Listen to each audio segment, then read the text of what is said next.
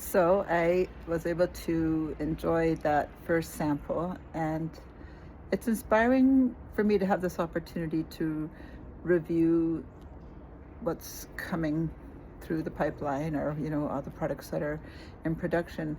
It's good for me to have this objective approach because I'm very, very biased to pre-regulation and legacy growers. I will not lie, I am biased.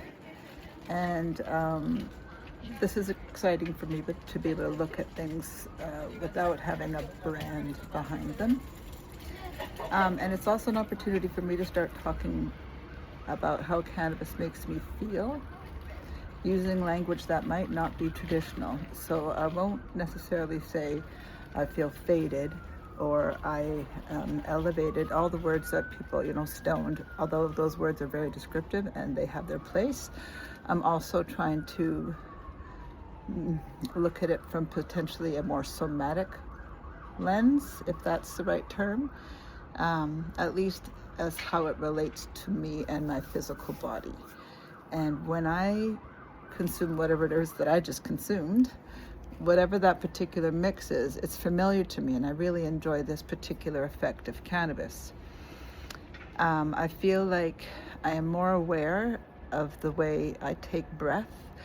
It's not labored, but it is very intentional, and I feel the breath moving through me, and I find that very grounding. So that's a term that I think a lot of people can relate to, is feeling quite in their bodies, and that's what I feel like.